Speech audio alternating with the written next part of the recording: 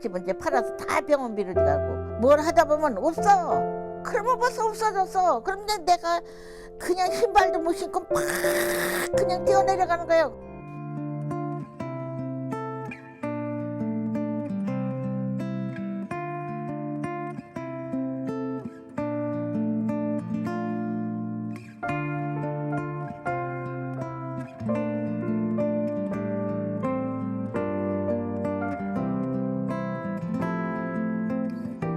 치매가 걸리지 않도록 하는 치매 예방 정책이 무엇보다도 중요한 시점에 와 있다.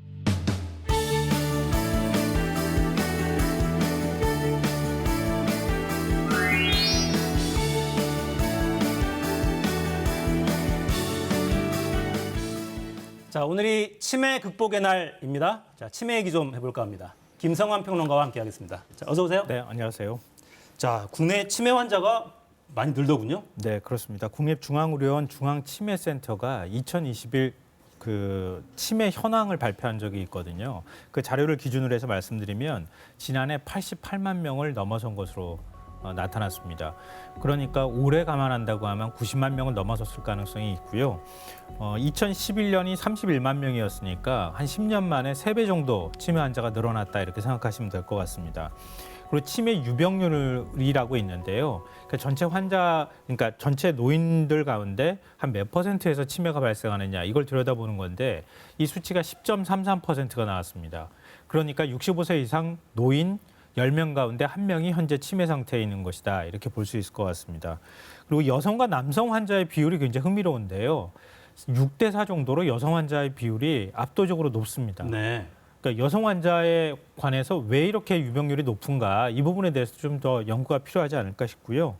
전체 치매 환자의 63% 정도가 80세 이상이 차지했습니다. 그러니까 연령대가 올라가면 올라갈수록 치매 환자가 늘어날 수밖에 없는 상황이다라고 보시면 될 것 같습니다. 그럴 수밖에 없겠죠. 노인 인구가 계속 늘고 수명도 계속 늘면서 네. 아마도 치매 인구도 느는 게 뭐 분명해 보입니다. 자, 사회적 비용도 뭐 상당하잖아요. 치매 환자 관리 비용이 기하급수적으로 늘어나고 있다 이렇게 보시면 될 것 같은데요. 환자 1인당 연간 관리 비용이 2010년이 한 1,851만 원이었거든요. 그런데 지난해 2,072만 원으로 200만 원 이상 늘어났습니다. 이건 공식 통계에 잡힌 게 이 정도고 실제로는 아마 더 많다고 보시면 될 것 같습니다.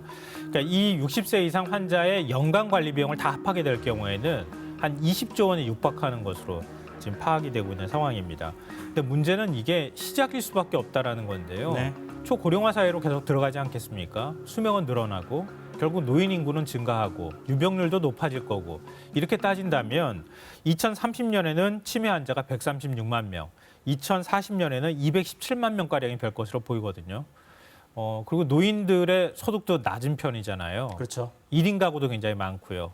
그러다 보면 결국은 자녀 세대가 부담을 하던가 노인들의 경제적 부담은 점점 커질 수밖에 없는 상황이다라고 보입니다. 네. 아마 우리 사회가 가지는 굉장히 큰 숙제가 될 겁니다. 자, 좀 전문적인 이야기 좀 들어볼까요? 대한치매학회 정책이사인 최호진 한양대병원 신경과 교수 의학적인 내용 좀 짚어보겠습니다. 화상으로 연결합니다. 자, 교수님 나와 계시죠? 네, 안녕하세요. 최호준입니다. 예. 네. 아마 진료로 바쁘실 텐데 시간 내주셔서 감사합니다. 일단 치매의 전조 증상 이런 게 좀 있겠죠, 물론. 어떻게 좀 알아볼 수 있겠습니까? 일단은 저희가 치매라는 증상 자체가 인지 기능이 떨어지면서 일상적인 생활에 지장을 초래하는 그런 상태거든요. 네. 그래서 늘 하던 일들, 익숙한 일들, 좋아하던 일들을 잘 못하게 되고 변화가 일어날 때, 또한 그런 변화가 지속적으로 일어날 때 어떤 이런 치매나 경도니 장애 이런 것들을 좀 조심하고 주의가 필요합니다. 네. 자, 근데 선제적으로 개입하거나 예방하거나 이게 좀 현재 의료 체계, 사회적인 시스템상에서 좀 어렵습니까? 사실 그동안은 치매가 이제 관리 영역에 들어와서 증상을 좀 완화시키고 진행을 억제시키고 이런 쪽으로 진행이 됐었는데요. 네. 지난 몇 년 사이에 이제 여러 가지로 상황에 좀 발전적인 부분이 있었거든요. 우리가 약물 치료에서는 신약 개발에 한계가 있었지만 비약물 치료인 인지응제 치료 통해서는 어느 정도 예방 효과가 있다는 보고도 있었고요. 그리고 우리나라 상황을 보면 전국적으로 이제 치매 안심센터가 보건소 단위로 다 설치가 되면서 지역사회 치매 관리가 가능한 인프라가 돼 있던 점, 그리고 바로 적용은 힘들지만 신약 개발 쪽에서도 약간 희망의 빛이 보이고 있어서 우리가 초기 치매나 또 경도인지 장애 이런 선제적으로 좀 관리할 수 있는 도구들이 더 생기고 있다, 이렇게 볼 수 있습니다. 네. 저희가 이제 흔히 알츠하이머를 치매다 이렇게 많이들 이야기하는데 이게 전체 치매 중에 일부라면서요? 예, 앞서 말씀드렸지만 치매라는 건 이제 결국 인지 기능이 떨어져서 일상생활에 지장을 받는 상태를 말하는 거예요. 네. 그래서 우리가 뭐 기침, 발열 이런 하나의 증상을 얘기하는 겁니다. 그래서 그러한 치매를 일으키는 다양한 질환들이 있고 그 중에서 가장 대표적인 질환이 알츠하이머병이고, 이 알츠하이머병의 특징이 기억력 장애이기 때문에 저희가 이제 치매랑 알츠하이머병을 혼용해서 많이 사용을 합니다. 하지만 한 절반 이상, 치매의 절반 이상을 차지하는 질환이다, 알츠하이머병이다, 이렇게 생각하시면 될 것 같습니다. 네. 원인을 알면 좀 미리 대비하거나 치료하는 데도 도움이 될 것 같기도 한데요. 치매의 원인은 어떤 걸로 보십니까? 일단 앞서 말씀드린 알츠하이머병 같은 경우는 우리 머리에 그 아밀로이드나 타우 단백질 이상 침착이 일어나서 퇴행성 변화가 발생을 하는 거고요. 그 외에도 이제 뇌졸중에 의해서 생긴 혈관성 치매가 대표적인 원인이 될 수 있습니다.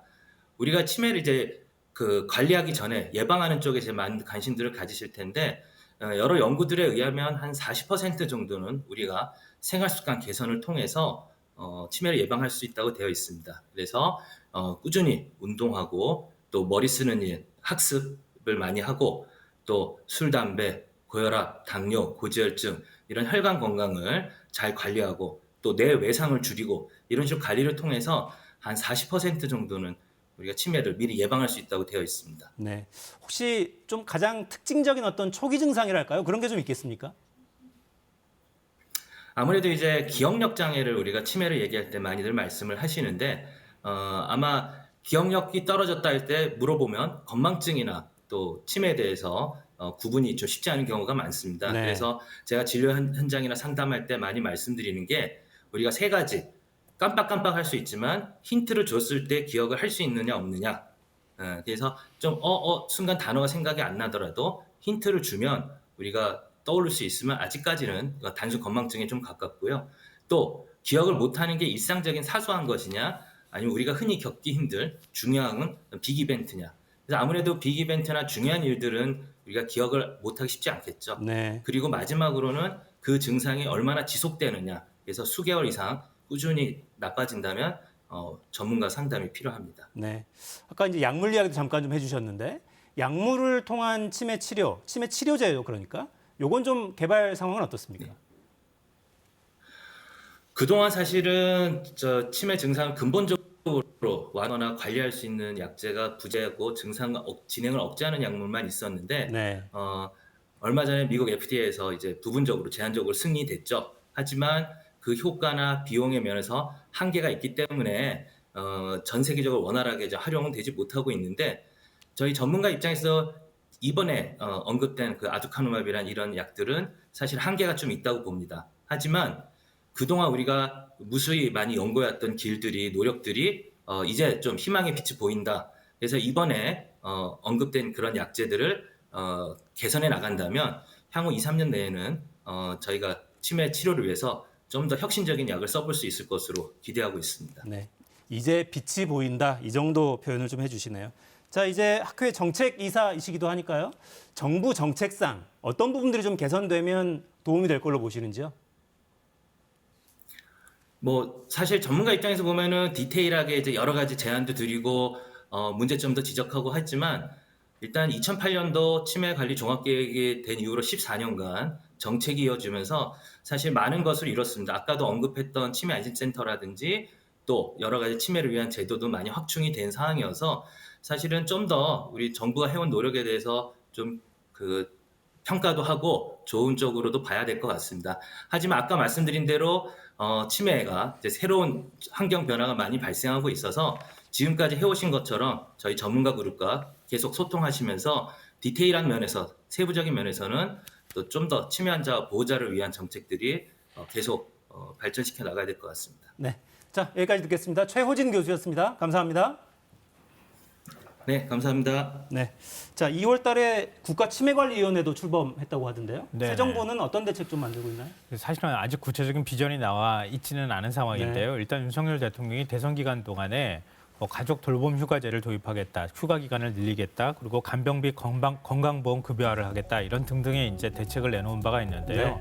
아직 구체적으로 그 대책을 어떻게 실현할지는 정확한 그림이 나와 있지는 않습니다. 다만 이거는 굉장히 중요할 것 같은데요. 그 동안에는 간병비를 줄이는 방향으로 그리고 중환자를 관리하는 방향으로 자꾸 치매 관리를 했다고 하면은 이제는 치매 환자들의 삶의 질을 유지하면서 네. 어떻게 하면 수명을 다할 수 있도록 환자를 치료할 수 있을 것이냐. 이 삶의 질을 유지하는 게 매우 중요하다. 그런 방향으로 치매 정책이 좀 더 나아갈 필요가 있지 않을까 생각합니다. 네. 자, 이미 닥친 문제고 앞으로 계속 심각해질 문제입니다. 근본적인 어떤 정책 대책들, 방향들 모색해야겠습니다. 자, 김성환 평론가였습니다. 고맙습니다. 네. 자, 오늘 저희 준비한 내용은 여기까지입니다. 내일 돌아오겠습니다. 4시엔 사사건건.